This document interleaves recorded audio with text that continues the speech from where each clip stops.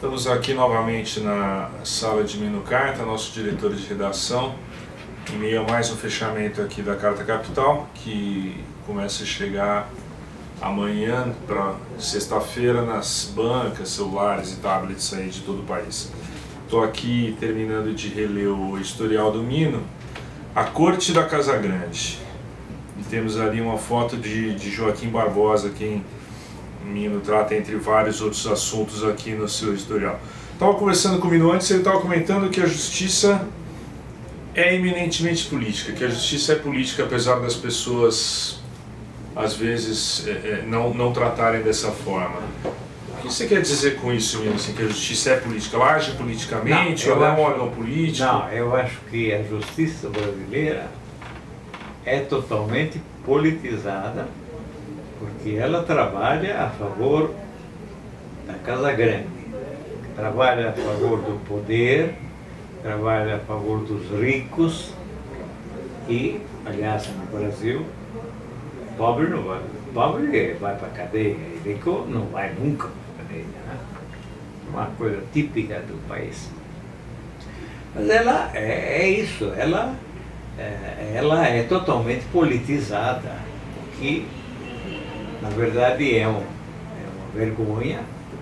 Montesquieu, que nos deu a primeira lição sobre a necessidade dos três poderes, sobre os quais deve se basear uma democracia,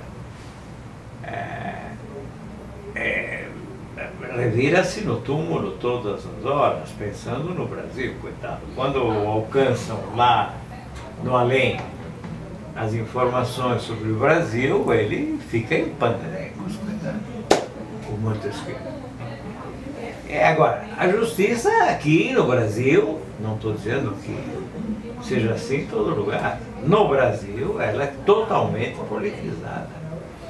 Mas o que a mim preocupa bastante e de certa forma me espanta é que essa politização da política começa na cabeça das pessoas.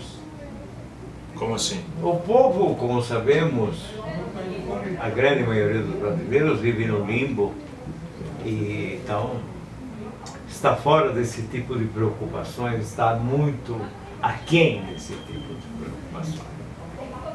Mas quem efetivamente representa o privilégio, quer dizer, a minoria do Brasil, uma minoria de brasileiros, já parte com essa ideia preconcebida de que a justiça é um poder político. Claro que, a seu modo, também um poder político, mas a justiça não deveria jamais, em hipótese alguma, agir a favor desse ou daquele.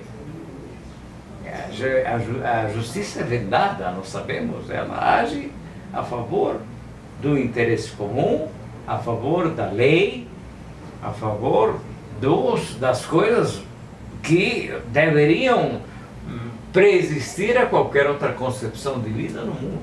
Ela deveria ser mais técnica, se ater mais à letra da lei, como se diz, e fazer menos interpretações subjetivas, digamos? Não, deveria trabalhar para o bem comum, em primeiríssimo lugar, como um dos três poderes, independente, forte suficientemente para fazer valer as suas decisões, e nunca a favor deste ou daquele. A nossa justiça não é justiça na acepção correta do termo, porque ela age constantemente a favor da Casa Grande, de quem mora nela, ou de quem gostaria de morar nela. E os aspirantes, né? Os aspirantes, tem o time oficial, o time principal, e tem os aspirantes. E no caso, a gente tem hoje na presidência do Supremo Tribunal Federal o ministro Joaquim Barbosa, que é tido por muitos como possível candidato a presidente. O Joaquim Barbosa, para quem não sabe, tem a prerrogativa de decidir até março se será ou não, enfim, até o fim do mês, né, se será ou não candidato, diferentemente dos outros brasileiros, sim, digamos. Sim. Na sua opinião, Joaquim é candidato, Mino, a presidente?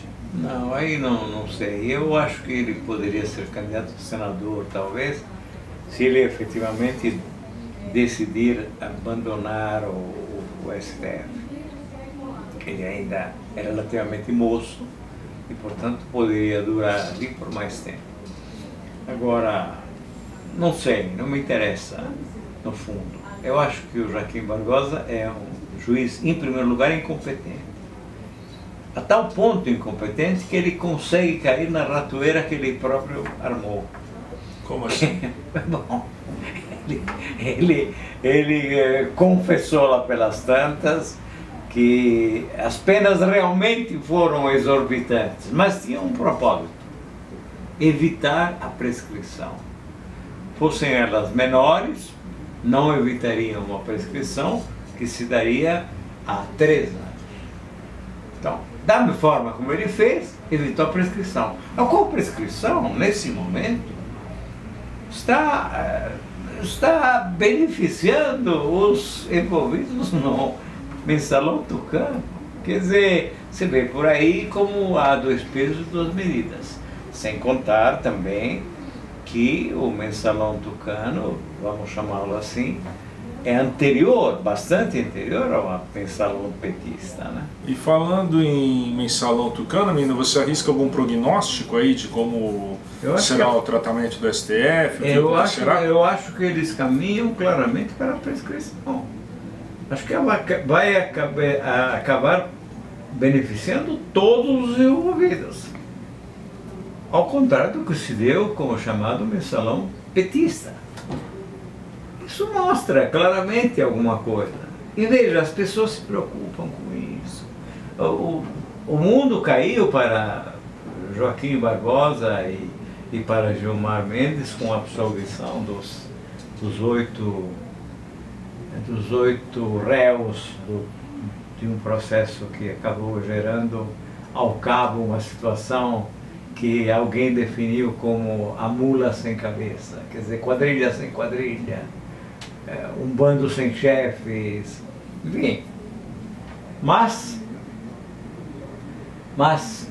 esta situação é muito típica infelizmente, desse país, com uma democracia mais ou menos de fancaria, uma democracia falsa. E nela a justiça age em conformidade. Nós estamos agora diante de uma situação que mostra que, já voltando ao mensalão tucano, que os mensaleiros tucanos serão beneficiados pela prescrição. E o pessoal não se incomoda com isso. Quer dizer, a turma do privilégio não se incomoda com isso. A chamada classe média brasileira não se incomoda por isso. Pelo contrário, está desesperada porque os sujeitos foram, pelo menos, absolvidos em relação à questão da formação da quadrilha. Enquanto isso, sei lá, a falcatrua da Alstom, do metrô paulista, né?